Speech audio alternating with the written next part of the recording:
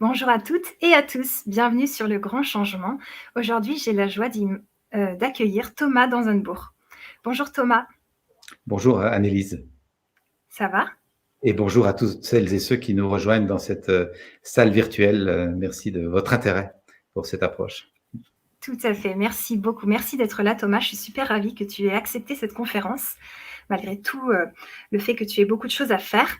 Alors, je veux bien savoir si vous nous voyez bien, si vous nous entendez bien, si tout marche bien. Et puis, on va rentrer dans le vif du sujet avec toi Thomas. On va parler intériorité citoyenne et aussi se changer soi pour changer le monde. Alors, qu'est-ce que c'est l'intériorité citoyenne, Thomas? C'est une notion qui m'est venue petit à petit et que j'ai finalement clarifiée il y a bientôt 14 ans.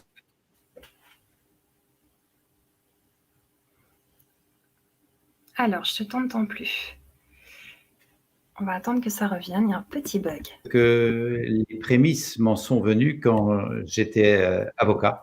Premier métier que j'avais, je me suis rendu compte que si les gens avaient développé un peu d'intériorité, ils éviteraient beaucoup de conflits et un peu de recul donc à l'intérieur de soi. Et puis je me suis occupé de jeunes dits de la rue, des jeunes dans la difficulté, dans les gangs, dans la délinquance. Et là aussi, je me suis bien rendu compte que si ces jeunes avaient appris avec lire, écrire et calculer, qui sont les piliers de l'éducation, un peu de connaissance de soi, donc un peu d'intériorité, un peu d'alignement sur ce qui fait sens pour eux, eh bien, on éviterait beaucoup de délinquance et de souffrance autour de ça. Et enfin, quand je suis devenu thérapeute, j'ai pu vérifier la même chose. Beaucoup de gens arrivent en thérapie parce qu'ils se connaissent pas et ils n'ont pas développé d'intériorité, ils savent pas bien qui ils sont et ils se cherchent parfois un peu désespérément. Et de nouveau, ça m'a permis d'affiner cette notion que développer la connaissance de soi, s'ouvrir à une vie intérieure plus riche, plus inspirée, plus inspirante, ça a un aspect citoyen. Ça sert la vie communautaire. Merci, merci. Alors regarde Thomas, il y a plein de monde qui t'accueille, de Cherbourg. On a des gens aussi du Var. Plein de gens qui sont là avec nous. Alors, citoyenne, intériorité, mais citoyenne. Tu penses que si on se change intérieurement, le monde change, c'est ça? C'est vraiment ça, et je pense que je sais que je suis, et d'une part, pas le premier à penser profondément cela. C'est vieux comme la plupart des sagesses qui nous disent la même chose dans des langages très proches. Et aujourd'hui, énormément de nos contemporains réalisent bien que nous n'allons pas par hasard changer notre attitude vis-à-vis des autres si nous ne changeons pas notre attitude vis-à-vis de nous-mêmes. Et particulièrement, nous n'allons pas par hasard changer notre attitude par rapport à la nature qui fait l'objet de tant d'abus sans avoir changé notre attitude par rapport à notre nature intime qui, elle aussi, fait l'objet de beaucoup d'abus. Et au fond, la maltraitance perpétrée sur les ressources extérieures et la nature semble être vraiment le reflet spectaculaire d'une violence que nous perpétrons sans nous en rendre compte sur nous-mêmes et sur notre vraie nature, sur nos ressources intimes. Nous avons donc profondément besoin de réouvrir un espace d'intériorité pour apprendre à respecter cet humain-là de plus en plus, en sorte que ce respect s'induise dans la façon d'être avec les autres. Merci, merci, merci. Alors, comment on fait, Thomas, tu sais, quand on est débordé vraiment et que soi, se connaître, retourner en soi, c'est compliqué. Qu'est-ce que tu dirais? Ça s'apprend petit à petit, petit à petit, petit à petit, par la pratique et la pratique.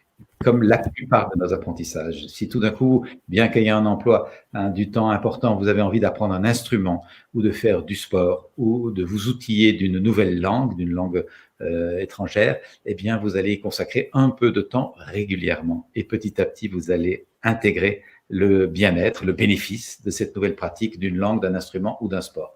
Eh bien, c'est la même chose pour la connaissance de soi. Ça nous demande un rendez-vous régulier avec la première personne dont nous avons la charge, qui est nous.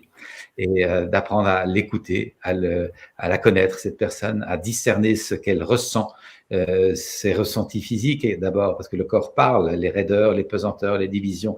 Nous avons besoin d'écouter notre corps et beaucoup de gens n'écoutent jamais leur corps et foncent dans la vie sans avoir cette oreille attentive aux messages du corps jusqu'au crash. Souvent, il faudra sans doute un ou un accident pour réaliser, tiens, mon corps m'envoyait des messages, mais j'écoutais pas.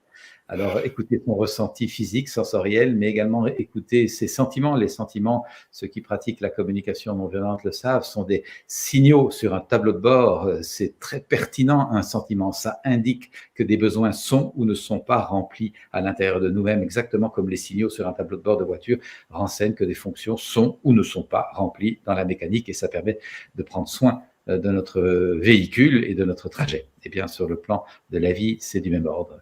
Et voilà, ce sont des apprentissages que nous pouvons apprendre à faire. Et cette idée qu'un emploi du temps surchargé nous empêcherait de faire ce travail est bien l'indicateur qu'il est temps de le faire. Merci.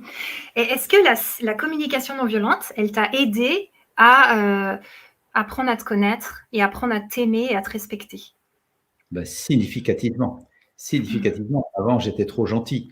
Et même, j'étais entré en thérapie quand j'ai découvert la communication non violente. La thérapie me permettait de mieux comprendre certains mécanismes dans lesquels j'étais, clairement, et a été bien pertinente pour ça. Toutefois, ne m'avait pas suffisamment éclairé sur vers où j'ai envie d'aller. Et donc, la thérapie permettait de comprendre en quoi je suis pris dans des pièges, qu'est-ce qui m'empêche de vivre la vie que je voudrais. Je commençais à comprendre ça, mais ça ne m'éclairait pas encore sur quelle est la vie que je voudrais mener, vers quoi je tends, quelle est l'orientation de ma boussole intérieure, ce que j'appelle depuis des années dans mon travail mon fil rouge intérieur. J'ai acquis cette confiance en accompagnant tant de personnes depuis 25 ans que nous avons tous un fil rouge et que la vie consiste à sentir où est ce fil rouge et comment rester aligné dessus.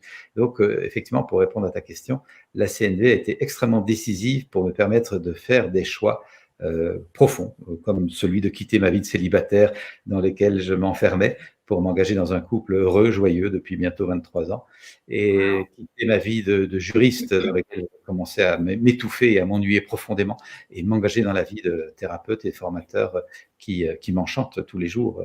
Et aujourd'hui, j'accompagne énormément de personnes dans ce processus d'éveil et d'ouverture. Alors, pas tout le monde a besoin de chambouler complètement sa vie, hein. Chacun le fera à sa mesure, mais pour pouvoir apporter dans sa vie les changements, les alignements et les désenfermements qui sont parfois nécessaires. Et ce processus est très, très efficace pour ça. Merci. Alors, on est tellement rentré dans le vif du sujet que j'ai oublié de te proposer de nous parler de ce que tu fais. Donc, tu dis que tu accompagnes des personnes. Est-ce que c'est en individuel? Non, ce n'est plus en individuel. J'ai eu un cabinet de thérapeute pour accompagner les personnes individuellement, en couple ou en famille avec les enfants. Aujourd'hui, depuis au moins une quinzaine d'années, je ne consulte plus individuellement. Par contre, je donne des formations à la connaissance de soi, tant en présence avec des groupes que sur Internet. J'ai enregistré de nombreux cours en ligne, notamment avec la plateforme En Développement, qui est facile à trouver, En Développement, ou bien via mon site, on peut y accéder, pour que les gens qui habitent loin ou qui n'ont pas la possibilité de venir en stage résidentiel, pour toutes sortes de raisons, ou qui seraient peut-être trop timides pour venir à ce genre de session, eh bien, puissent quand même apprendre les outils de la connaissance de soi. Et ces cours en ligne ont beaucoup de succès, j'en suis ravi. Les gens sont touchés de voir que ça s'apprend. Ça s'apprend comme, je l'ai dit, comme un sport, comme la musique, comme le chant, comme la cuisine. Tout ça s'apprend petit à petit si on s'y implique et ça peut vraiment rendre la vie plus belle. Merci. Alors, comment on fait, tu sais, quand on vit en ville et que les agissements des autres, tu vois, nous énervent? Genre les gens sur la route, les gens qui traversent n'importe comment, même les piétons et tout ça, et qu'on a envie d'être dans cette intériorité citoyenne, dans ce changement et tout, mais en même temps, on est très stimulé par les agissements des autres, en fait. Et c'est fatigant. Oui. Et donc, ce que nous pouvons apprendre à faire, c'est petit à petit, habiter un lieu intérieur qui est au-delà de ces frictions, je dirais, de périphérie, de ces frictions peut-être d'ego, et pouvoir entrer de plus en plus dans une façon d'être au monde qui accueille. Ça ne veut pas dire qu'elle aime, mais qui accueille ces événements comme étant, voilà, le cheminement de la société dans laquelle nous sommes, des autres individus que nous côtoyons et qu'on n'a pas forcément choisi, mais qui partagent avec nous le sort d'être des êtres humains, eux aussi, plus ou moins clairement, en quête de sens, qui ne l'est pas. Quel est l'humain qui n'a pas envie de trouver un sens joyeux à sa vie? Eh bien, pas tout le monde le cherche consciemment, en s'outillant pour passer à des paliers de conscience plus fins et être plus équipé pour vivre vraiment du sens et être généreux de cette joie d'avoir trouvé ce qui fait sens. Pas tout le monde fait ce chemin-là et nous avons besoin donc d'être empathiques et bienveillants par rapport à tous ceux que nous côtoyons et qui font leur chemin à leur façon. Merci. Et donc, si on va dans le concret par rapport à la communication non violente, au début, la première étape, ça serait de pisser son chacal. Est-ce que tu peux nous parler de ça? Juste de sortir les jugements et les choses qu'on a en tête? L'image du chacal et de la girafe est utilisée dans les formations et représentée par deux petites marionnettes, un petit chacal et une petite girafe, pour montrer deux fonctionnements. Et je l'indique là parce que le public ne sait pas forcément que c'est un outil pédagogique simplement pour représenter, et c'est assez rigolo de le faire comme ça, c'est plaisant, et on apprend beaucoup mieux en s'amusant, bien sûr. Et donc, lorsqu'on fait un dialogue chacal, on est un peu dans le tutoiement, tu devrais, tu es un égoïste, tu es en retard, tu. Et quand on utilise la girafe, on va essayer de se réapproprier en disant les sentiments et les besoins. Je suis fatigué, j'aimerais un peu d'aide, est-ce que tu es d'accord de m'aider, plutôt que tu es un égoïste. On va essayer d'inverser le fonctionnement habituel.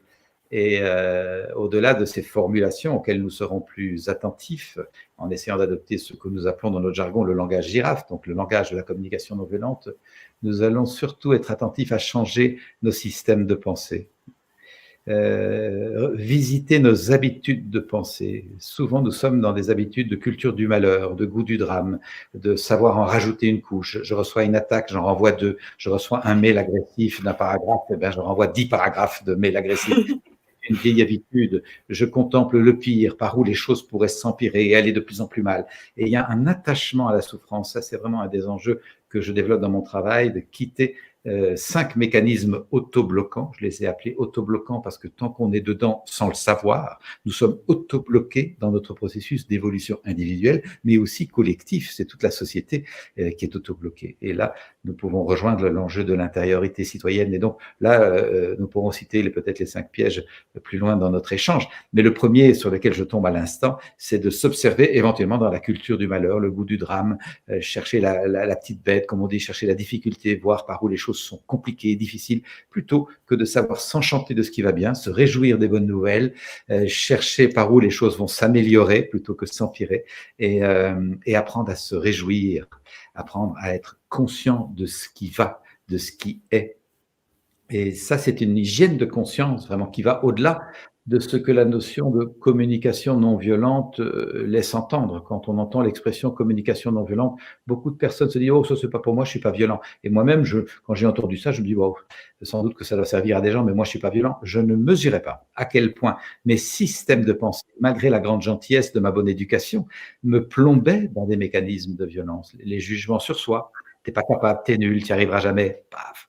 Hein, les jugements sur les autres, les croyances bétonnées, moi je suis comme ceci, je ne changerai pas, et eux ils sont comme ça, ils ne changeront pas, et puis la société elle est comme ça, elle ne changera pas. Les croyances qui bétonnent, c'est comme si on se prenait la roue de vélo dans un rail de tram. Tôt ou tard, on va se casser la figure parce qu'on n'est plus libre. Nous avons besoin de revisiter les croyances pour les changer. Et au-delà de ça, des vieilles habitudes de faire les choses parce qu'il faut, je dois, c'est comme ça, j'ai pas le choix, c'est mon rôle, qui sont très, très plombantes. Et nous avons besoin donc de revisiter ces systèmes de pensée pour arrêter de se juger, de juger les autres, arrêter d'avoir des croyances limites. Ah, petit bug. On attend que tu reviennes, Thomas. Ça va bientôt remarcher. Et ça change vraiment la dynamique. Ok. Merci beaucoup, Thomas. Alors, on dit que le bonheur, c'est s'accepter tel que l'on est. Et là, on parle de se changer. Alors, comment on fait, tu vois, pour pas tomber dans « faut que je change complètement, je peux plus être moi, qui je suis, ça va pas ». Et en même temps, donc une certaine acceptation tout en essayant de changer. Comment changer? Qu'est-ce qui marche le mieux pour changer, selon toi? Sans se faire violence. Ces deux notions se combinent. Apprendre à aimer la personne que l'on est avec ses limites, avec ses fragilités, c'est ce qui va aussi nous permettre d'aller voir nos forces, notre puissance, notre potentiel, ce qui attend notre bienveillance, notre attention, notre... Ah, on a un autre petit bug. Désolée, la connexion de Thomas a des petits bugs en ce moment. Donc, on va attendre un petit peu. Donc, nous avons besoin... En fait. Malheureusement, ça coupe, Thomas. Ça fait plusieurs fois que ça a coupé. On n'a pas tout entendu. Oui, je suis désolé. Depuis ce matin, là où je suis, il y a eu des coupures. Je ne sais pas si c'est grave. Il y a de gros orages qui sont dans la région. Il y a ça chez moi. Là, je suis au milieu des bois. Il y a des gros orages pas loin. Donc, l'idée, c'est de transformer ces systèmes de pensée petit à petit. Ok. Et par rapport à la vibration qu'on dégage, tu vois, genre, on va recevoir ce qu'on émet. Donc, comment faire pour que sa vibration, elle dégage de l'amour et du changement et de la bienveillance, comme tu disais, si justement, bah, on n'en est pas là, on va dire, et on est plus dans la peur ou autre? Ben, y aller petit à petit. Si on est dans la peur, on est dans la peur. Écoutons nos peurs, apprivoisons nos peurs, familiarisons-nous avec le langage de la peur. Apprenons à nous asseoir. Je mime souvent en conférence que je mets une chaise à côté de moi. Tiens, la peur, viens là t'asseoir. J'ai besoin de comprendre le message. Qu'est-ce que tu veux me dire? La peur n'est pas mon ennemi. La peur est un peu comme un chien de garde. Et je vous encourage, si ça intéresse le public, à aller suivre une des formations que j'ai animées avec la plateforme en développement sur les peurs. Utilisez les peurs. Il y a de l'énergie derrière la peur. Et dans nos sociétés, on ne veut pas avoir peur. Alors, la peur nous submerge et elle prend toute la place. C'est comme si le chien de garde, qui est censé être là pour nous protéger, nous indiquer qu'il y a un danger, tout d'un coup venait nous coincer dans un coin de la maison et vouloir nous dévorer. Nous avons besoin de prendre le message de la peur, même comme on écouterait un chien de garde pour aller voir, tiens, qu'est-ce qui se passe autour de la maison. Je vérifie et puis j'indique au chien maintenant qu'au couche panier parce que c'est moi le patron ou la patronne dans ma maison. Et ça, c'est un travail d'apprivoisement des peurs. Je le redis, les peurs ne sont pas là par hasard, c'est qu'il y a quelque chose à comprendre, à transformer, à exprimer ou à lâcher parfois, ou une confiance à acquérir petit à petit. Il y a effectivement un certain travail sur soi qui va se faire dans la douceur de l'accompagnement de soi. Donc, je rejoins la question précédente. D'abord, Mmh. aimer la personne que l'on est pour pouvoir bien l'encourager, exactement comme on encourage un enfant à grandir. Et s'il trébuche, on ne l'engueule pas, on le relève, on le consolant de cette fait mal et on l'encourage à se faire confiance.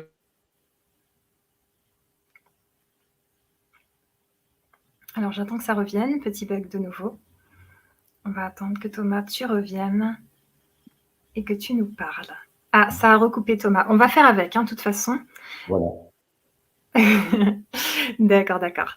OK. Alors, je voudrais parler un petit peu des différentes parts de nous. Tout à l'heure, tu nous disais cette chaise où on met la peur. Tu peux nous parler de ces parts de nous? Comment savoir qui agit? Est-ce qu'il faut se dire quel âge j'ai là maintenant? Ouh là là, là j'ai 8 ans, je suis pas du tout maître du navire, c'est pas moi l'adulte qui agit. Tu peux nous parler un petit peu de ça?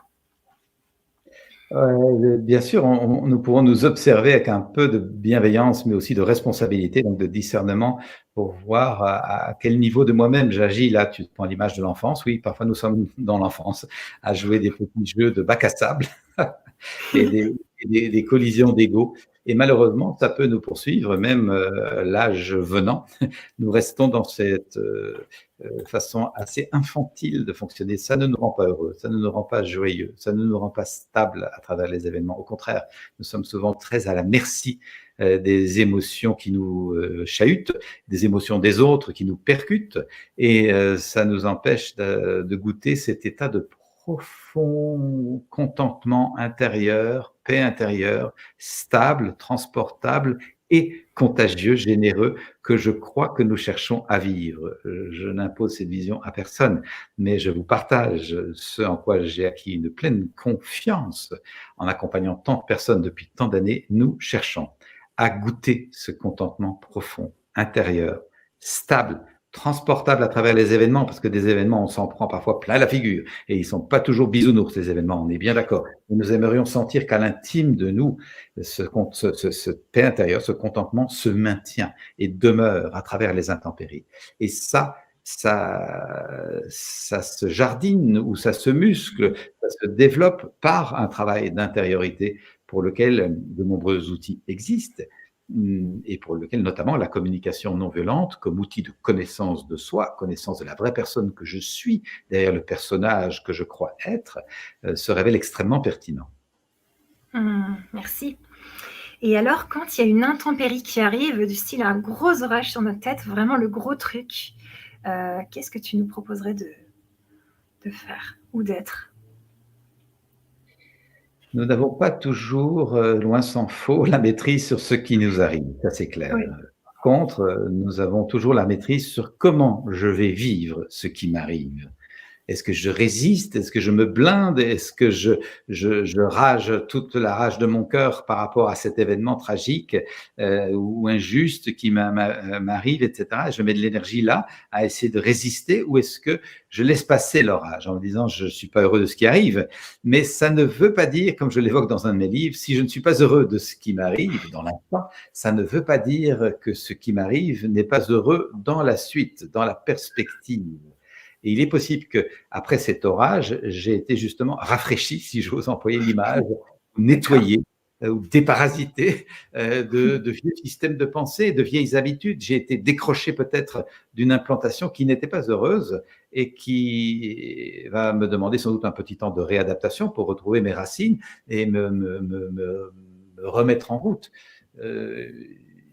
J'ai acquis cette confiance, peut-être que pour les personnes qui sont dans la souffrance à cet instant, c'est difficile d'entendre ça. Bien sûr, je le comprends pleinement si on est dans la souffrance et dans l'épreuve. J'ai acquis toutefois cette confiance que la plupart des choses qui nous arrivent n'arrivent pas par hasard et qu'il y a quelque chose à en apprendre. Et une leçon à tirer, un enseignement, une perspective de sens. Et je le sais pour avoir accompagné beaucoup de personnes à travers de grosses épreuves, comme la maladie, comme la perte d'un être cher, la perte d'un enfant, qui est quand même une des tragédies les plus grandes qui puissent arriver, je pense, pour des êtres humains, et qui petit à petit, ont tiré parti de cette épreuve si vigoureuse pour grandir en conscience, en bienveillance, en amour de la vie, du vivant, en capacité à se donner généreusement. Ok, merci. Alors justement, par rapport au fait de vivre une épreuve, si par exemple, je ne sais pas, quelqu'un vit un meurtre, c'est-à-dire qu'il y a quelqu'un qui agresse et qui tue, comment on fait en communication non violente pour ne pas mettre les gens dans des cases avec des étiquettes, tu vois, dire lui c'est un manipulateur, lui c'est une personne violente. Comment on arrive à pas ranger dans la case la personne et quelque part la condamner à ça pour sa vie? Peut-être en commençant avec des situations moins cruciales que celles. D'accord, ça marche. Alors j'attends qu'on t'entende, Thomas, là on t'entend plus. Ça va revenir. Donc situation moins cruciale, ce sera intéressant en effet. Empathique. Alors on t'a pas entendu, Thomas. Tu veux bien nous répéter les situations moins cruciales, s'il te plaît? Oui, là tu parles d'un meurtre, comment ne pas juger l'auteur du meurtre, meurtrier. Oui. Ou assassin. Je dirais, tu prends un exemple assez provocant dans l'accueil de la différence. Je dirais qu'il s'agit de commencer par des situations plus petites, arrêter de juger l'autre égoïste simplement parce qu'il ne nous a pas regardé comme nous aurions voulu ou il ne nous a pas aidé au moment où nous l'aurions voulu, et essayer d'avoir de l'empathie pour l'humain qui est devant nous. Et de nouveau, ces choses s'apprennent. Ça ne veut pas dire qu'on laisse tout faire, ça veut dire que nous ne savons pas la plupart du temps ce qui a motivé l'acte de l'autre, l'attitude de l'autre. Et c'est souvent un rapport de pouvoir dans lequel nous nous entretenons que de croire que moi je sais pourquoi l'autre a agi et je sais quelle étiquette lui mettre sur le front. C'est souvent... Ah, petit bug. Alors, est-ce que tu reviens? Je pense qu'on est de nouveau coupé. Oui, tout à fait. C'est souvent, tu disais, sans lui mettre d'étiquette. Oui, c'est souvent une sorte de position de pouvoir que de mettre une étiquette sur la tête de l'autre simplement parce qu'on n'a pas compris son comportement. Et j'ai vu ça notamment en m'occupant de jeunes dits de la rue pendant tout un temps, étiquetés agressifs, récidivistes, taulards à vie, enfin il y avait toutes sortes d'étiquettes. Quand j'allais à la rencontre de ces jeunes, souvent je rencontrais une énorme sensibilité et une grande difficulté à la mettre au monde, à l'exprimer, et un manque complet d'amour. Et donc une façon de vivre qui indique toutes ces blessures, d'être à vif. Et c'est pas que la personne est agressive en soi, c'est que la plupart du temps, elle n'a pas trouvé d'autre façon d'obtenir de l'attention. Tout d'un coup, on s'occupe d'elle parce qu'elle a commis des actes malheureusement agressifs. L'acte est agressif, on est d'accord, mais la personne n'est pas forcément agressive. Et d'ailleurs, j'invite les personnes qui nous écoutent à vérifier eux-mêmes qu'est-ce qui les amène peut-être à avoir un ton agressif, une formulation agressive, des pensées agressives, si ce n'est qu'elles ont rencontré une frustration qu'elles n'ont pas portée à leur conscience, qu'elles n'ont peut-être pas nommée et pour laquelle elles n'ont pas trouvé les mots pour la faire passer autrement que par la pensée agressive ou la critique. Et nous allons là rejoindre le travail de connaissance de soi que je propose, qui consiste à éviter de passer à l'acte parce que nous sommes conscients de ce qui pourrait arriver si nous ne mettons pas les choses en mots. Alors, on va répondre bientôt aux questions parce que j'ai des personnes qui en posent dans le chat. Est-ce que ces jeunes de la rue, qu'est-ce qu'ils t'ont appris sur le fait de changer soi-même? En tout cas, pour être dans la filière de la première question, ils m'ont surtout appris à ne pas juger, parce que je ne vois que le peu que je vois. Je vois la partie émergée de l'iceberg, et encore, je ne la vois qu'avec mes yeux à moi. Donc, apprendre à ne pas juger, c'est une première clé de citoyenneté. Ensuite, qu'est-ce qu'ils m'ont appris? Que nous ne sommes pas violents par nature. Vraiment pas. La violence n'est pas l'expression de la nature humaine, contrairement à ce qu'on continue d'enseigner parfois dans les cours de psycho. Malheureusement, moi j'ai acquis cette conviction en voyant des gens dans des actes violents que la violence est l'expression de la frustration de notre nature. D'où l'importance de bien connaître notre nature pour l'écouter et prendre soin de notre nature, prendre soin de nos besoins, avant que, étant tellement en creux et en manque, ces besoins nous fassent passer à l'acte de la violence. Je veux dire, bien des jeunes souffraient de manque de reconnaissance, de manque d'appartenance, de manque de compréhension. Leurs besoins sont en manque, et alors les actes sont violents. Alors on tague les murs, alors on balance des pavés dans la vitrine, alors on goûte du cutter dans le transport en commun.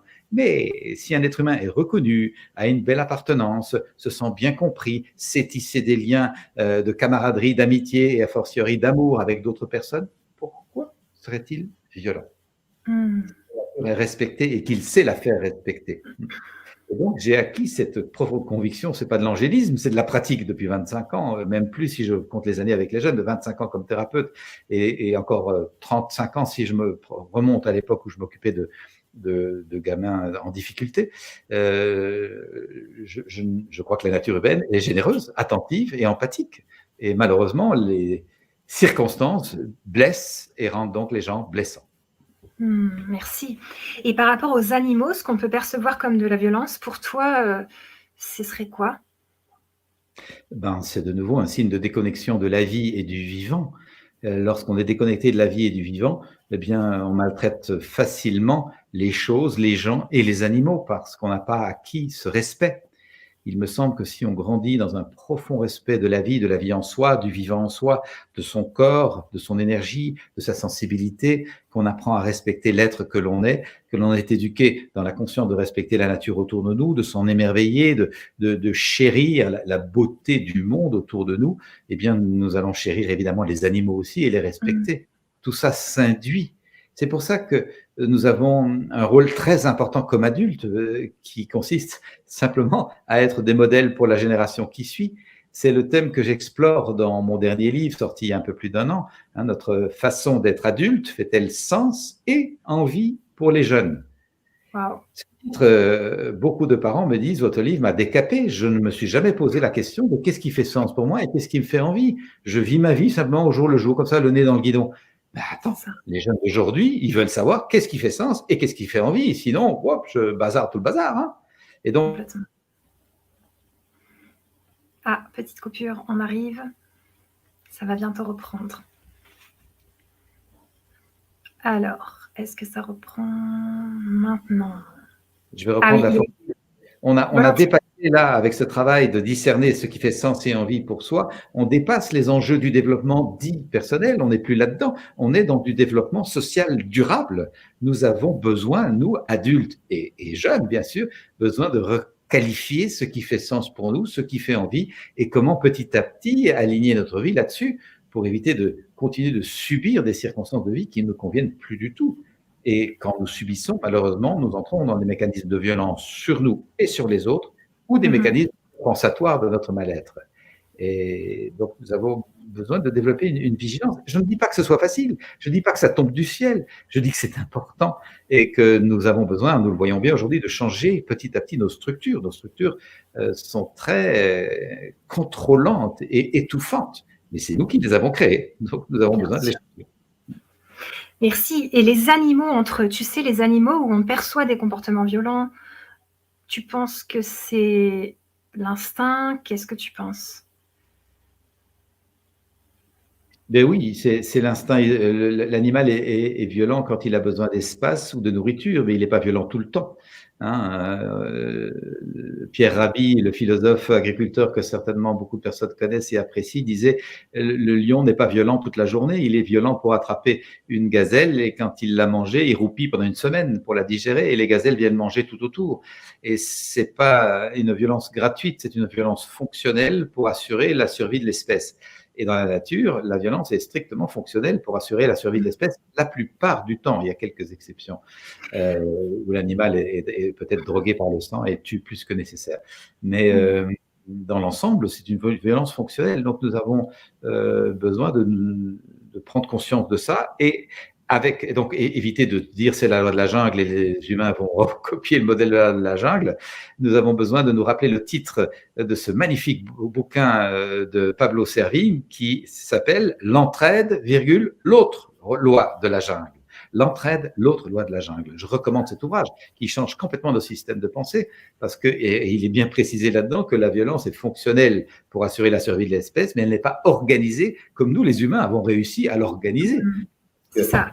De nouveau, le lion ne tue pas 50 gazelles pour les stocker et les revendre plus cher quand elles manqueront. Il n'est pas dans cette perspective de thésaurisation.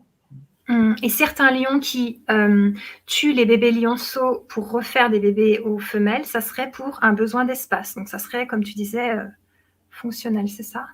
Ah, je ne suis pas un spécialiste de la faune africaine, mais je peux imaginer que la nature a sa forme de sagesse ou de processus, en tout cas de régulation de son système, et que c'est sans doute pas par hasard que ça a lieu. Oui.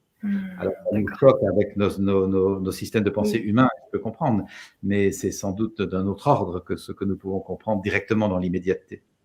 Merci Thomas. Alors, on veut se changer soi et Dominique, elle a une idée, elle te dit « Les enseignants devraient appliquer la communication non violente ». Qu'en pensez-vous, Thomas? Ben oui, merci, bien sûr, j'enseigne ça, enfin je partage ça dans toutes mes conférences depuis bientôt 20 ans, que cette connaissance de soi est... Ah, on t'attend, Thomas. Ça a coupé. Alors, es-tu là, Thomas? Je veux bien que tu recommences, ça a coupé.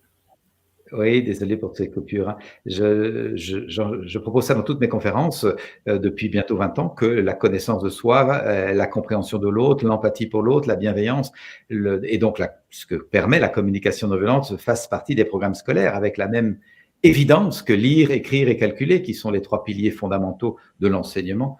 Je crois vraiment urgent par les temps que nous allons vivre, où il y a de plus en plus de tissage et de métissage de population, on en a connu à travers l'histoire de l'humanité, mais ceux qui sont en train de se vivre maintenant à cause des guerres et de la sécheresse ou des enjeux climatiques vont s'accentuer et nous avons vraiment besoin d'être outillés avec de bonnes clés de communication. C'est vraiment un enjeu citoyen que ça figure dans les programmes scolaires. Merci. Alors, il y a une personne qui te dit « L'empathie permet d'éviter de juger ».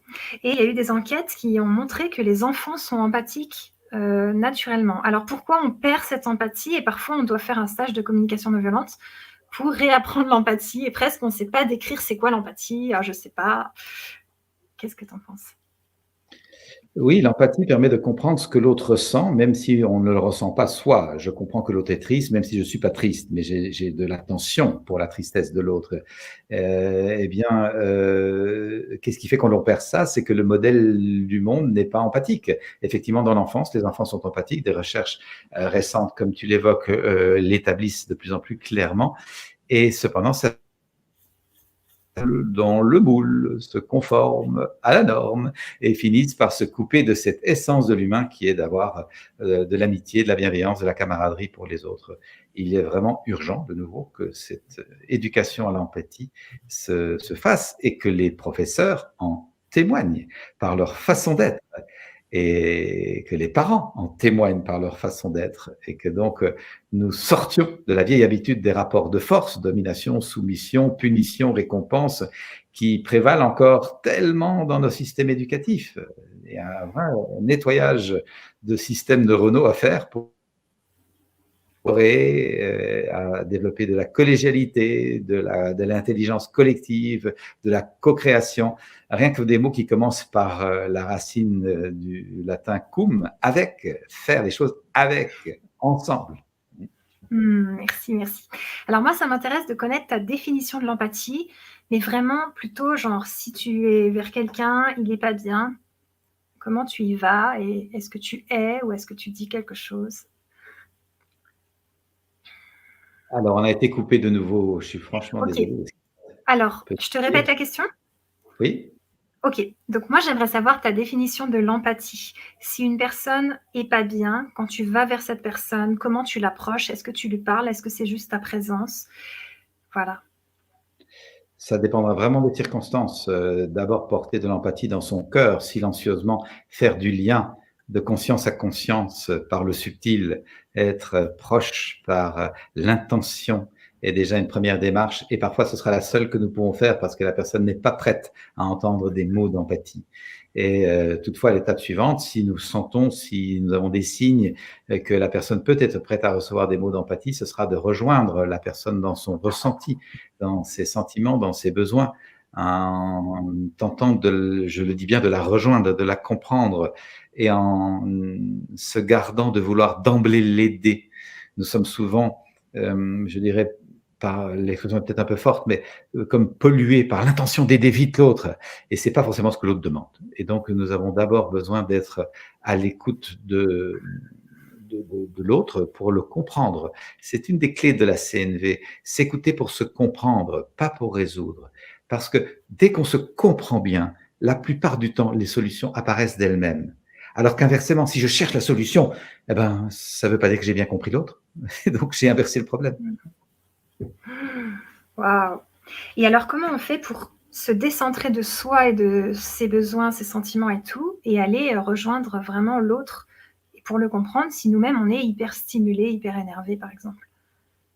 La, la, la voie ouverte à l'intériorité, c'est en ayant appris régulièrement à rester relié à la vraie personne que je suis derrière le personnage. Le personnage est pris par les émotions, peut être interpellé dans des vieilles blessures par l'attitude de l'autre, peut être dans ses projections sur l'autre. Ça, c'est mon personnage. Je l'observe avec bienveillance. Mais je reste centré dans ma vraie personne pour ne pas être piégé dans cette agitation. Et donc, je peux de plus en plus, de nouveau, rien de magique là-dedans, je peux de plus en plus entendre l'attitude de l'autre et avoir de l'empathie pour l'autre, même et surtout si l'autre est dans une attitude agressive. Je ne prends plus l'agression contre moi, je le prends comme un signe de ce que l'autre va pas bien et demande au fond de l'attention. L'agressivité de l'autre est prise comme une demande au fond. Maladroitement formulée, on est d'accord, très maladroitement formulée, mais je vais être petit à petit à l'écoute de ça. La personne Merci. Qu'est-ce que ça t'apporte de plus précieux, la communication non violente, dans ta vie personnelle? Oh, pour moi, ça m'a sauvé la vie. Clairement, j'étais parti pour être un avocat surmené, au bord du burn-out, sans doute un peu dépressif, et j'aurais sans doute compensé mon mal-être en picolant un peu trop, comme malheureusement ça arrive à beaucoup de personnes qui sont stressées, tendues et qui trouvent effectivement à la bouteille un peu de soulagement le soir ou le week-end. Mon Dieu, je pense que j'aurais dévié comme ça, et puis je crois que je serais resté un célibataire qui a très très peur de l'engagement, et j'aurais loupé complètement la joie d'être en couple et d'avoir des enfants. Et donc la CNV m'a vraiment fait pivoter à l'intérieur de moi-même sur ma vis d'Archimède intérieure ou sur mon fil rouge. C'est un pivotement vraiment. Et c'est là qu'on peut voir, enfin je le vois pas seulement dans mon parcours, mais dans le parcours des gens que j'accompagne depuis tant d'années, que le bénéfice de la communication non violente va bien au-delà de l'amélioration de la communication. Ça améliore la qualité d'être, ou peut-être même l'art de vivre. C'est vraiment pour moi de l'ordre de l'art de vivre. Waouh, merci, merci. Alors justement, il y a Laurence qui te pose une question vraiment à toi, le thérapeute. Elle a besoin de ton point de vue. Elle te demande: comment avez-vous trouvé votre légitimité pour accompagner l'autre? Quand les autres me l'ont reconnu. J'étais pas dans l'idée d'être thérapeute. C'est une personne qui, à l'occasion d'un atelier, d'un séminaire de quelques jours de communication non violente, fait un jeu de rôle, comme ça s'apprend en communication non violente, on fait un jeu de rôle, et à un moment, je lui propose de jouer son mari, et moi, je vais jouer elle. Et dans cette interaction, je joue elle, et il se fait que elle joue son mari, et tout d'un coup, ma façon de donner de l'empathie à ce mari est tellement claire qu'elle dit, je sors du jeu de rôle parce que ce que tu viens de faire est tellement clair, je comprends mieux mon mari. Est-ce que je pourrais continuer ce dialogue avec toi en dehors de l'atelier, parce que là, on va prendre trop de place, le groupe reprend, etc. Je dis, ben, écoute, moi, je ne fais pas d'entretien individuel, j'anime des formations. Et, Ouais. oui, mais moi, je suis en confiance avec toi et j'apprécie ce que tu proposes. Bon, alors je dis, si c'est bien clair que tu te sens en confiance et qu'on on peut continuer comme ça, pourquoi pas. Et on a fait 2-3 séances qui lui ont apporté beaucoup de clarté dans le fonctionnement de son couple. Et petit à petit, c'est venu. Ah, là, on attend que tu reviennes, Thomas. Dis-nous quand ça remarche. C'est la connexion à cause des orages, en fait. Faire ce travail. Thomas. Ok, tu as été un petit peu coupé sur la fin. Est-ce que tu veux nous redire la fin? Je dis petit à petit, j'ai senti que je pouvais faire ce travail, que ce que j'apportais était éclairant pour les personnes et leur retour, bien sûr, m'a mis en confiance par rapport à ça. J'ai senti que les personnes gagnaient en autonomie, en responsabilité et en joie de vivre. Pour moi, ça, ce sont 3 gros enjeux. Devenir de plus en plus autonome, s'assumer, se prendre en main, se responsabiliser et découvrir de plus en plus une joie spontanée qui vient comme ça et qui est généreuse et qui est partageante. Il me semble que complètement. Merci. Super. Est-ce que tu peux nous parler un petit peu de tes livres? Alors moi, j'ai lu Cessez d'être gentil, soyez vrai. Être heureux, ce n'est pas forcément confortable. J'ai bien aimé, ça m'a bien aidé à être plus dans le respect de moi-même. Et tu peux nous parler un petit peu de tes livres, s'il te plaît? Oui, il s'enchaîne au fond. Quand j'ai écrit Cessez d'être gentil, soyez vrai, je me suis rendu compte, une fois le livre terminé, qu'être vraiment vrai dans le rapport à soi d'abord, arrêter de se conter des histoires et de se faire du cinéma sur soi-même et être sincère et authentique avec l'être qu'on est, c'est du boulot, ça n'est pas nécessairement confortable. Être vrai avec les autres, c'est du boulot aussi. Alors, on t'attend, Thomas, et que ça va remarcher. Je vois quoi. Ouais, alors, tu peux nous répéter la fin? Je voyais qu'en appliquant le principe de cesser d'être gentil et être vrai avec soi-même et avec les autres, ça n'était pas nécessairement confortable. Et en même temps, je voyais bien que ça allait être difficile d'être heureux si je disais des oui gentils comme je l'avais fait pendant tant d'années. J'avais besoin d'apprendre à dire non à temps, dans la bonne mesure, avec bienveillance. Ça allait être difficile d'être heureux si je dissimulais la tristesse ou la colère qui m'habite pour essayer d'avoir un masque aimable. J'avais besoin de pouvoir nommer ces choses avec bienveillance et clarté, sans agressivité pour autant, mais de nommer ce qui se passe en moi. Et donc, le second titre m'est apparu être heureux, c'est-à-dire passer à des paliers de bonheur de plus en plus profonds et généreux vers les autres.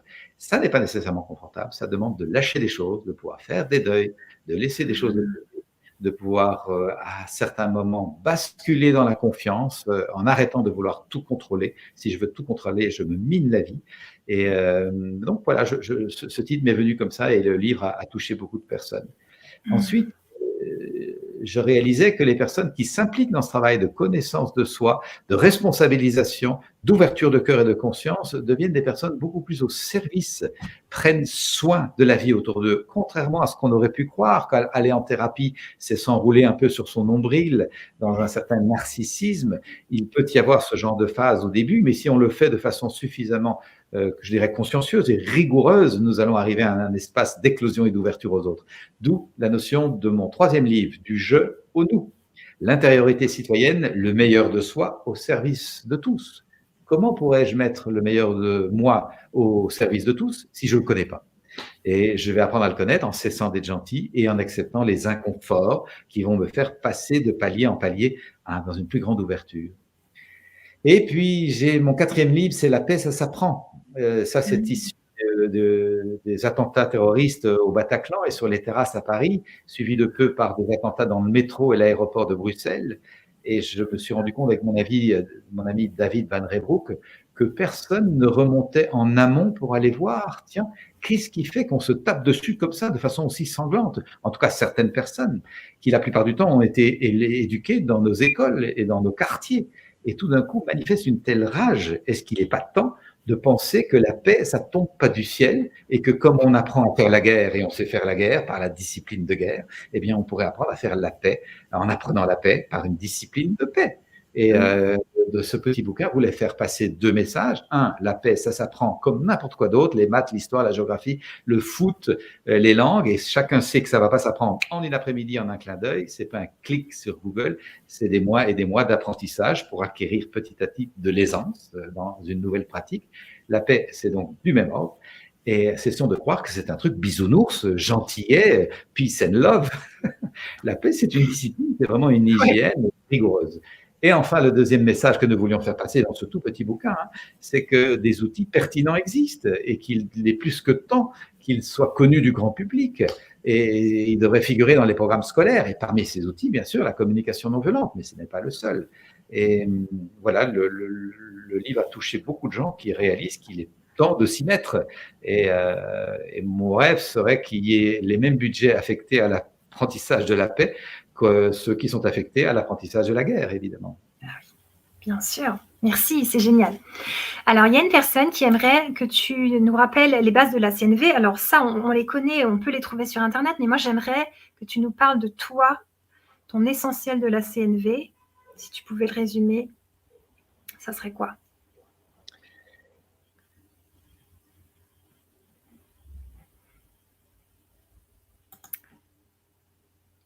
Alors, on t'attend, Thomas.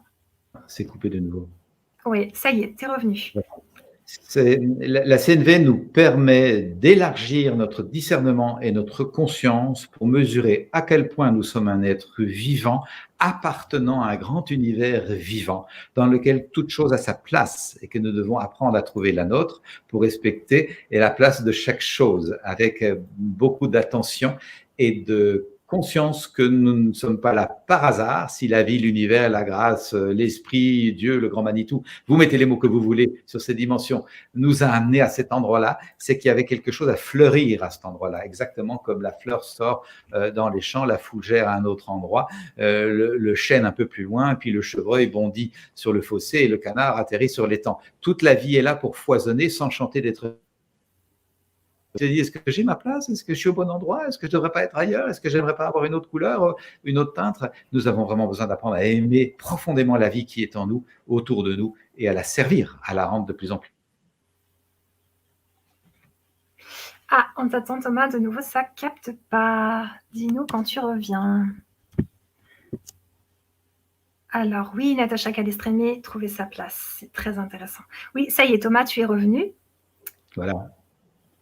Ok, génial. Alors voilà, on a une connexion qui est moyenne aujourd'hui. On s'excuse de ça. On va clore cette conférence. Je vous ai mis donc les réseaux sociaux de Thomas pour pouvoir le retrouver si vous le souhaitez. Je vous mets aussi les miens dans le chat. Moi, je travaille avec les hypersensibles. Est-ce que tu as des hypersensibles, toi, dans tes stages? Est-ce que tu as remarqué qu'il y en aurait plus qu'avant? En tout cas, oui. Alors, est-ce qu'il y en a plus qu'avant, ou est-ce qu'on les remarque, ou ils se remarquent plus qu'avant? Je pense que l'époque que nous vivons autorise à vivre sa sensibilité plus largement que les époques précédentes. J'ai l'intuition que des hypersensibles, peut-être qu'il y en a plus aujourd'hui. En tout cas, je suis heureux de voir qu'ils s'autorisent à vivre leur sensibilité et à apprendre à en faire quelque chose. Et dans les groupes qui viennent se former à la connaissance de soi, j'en rencontre énormément, bien sûr, qui ont envie, ou plutôt même besoin, d'apprendre à gérer ce flot d'émotions qu'ils perçoivent, ce flot de perceptions très, très diverses, qui parfois fait une sorte de halo brouillardeux dans leur tête. Et ils ont besoin d'arriver à pacifier ça pour sentir plus clairement par où le fil rouge les mène, et arriver à mieux gérer ce flot d'informations et d'émotions qui peuvent par moments les submerger. Et ça s'apprend de nouveau, ces choses-là. Merci. Ben justement, tu vois, il y a Laurence qui nous dit « Je me suis découverte hypersensible, hyper empathique ». Donc, il y en a. Alors Thomas, je te remercie énormément d'avoir accepté cette conférence. Je suis ravie de tout ce que tu nous as expliqué. Je vais la revoir, je vous invite à la revoir. Il y a plein de choses belles dedans, des choses à mettre en route, hein, comme tu nous as dit, ça s'apprend. On a des merci. Est-ce que tu veux nous faire un mot de conclusion pour vraiment bien qu'on parte avec l'essentiel? Oui, j'aime comparer mon travail à celui d'un jardinier.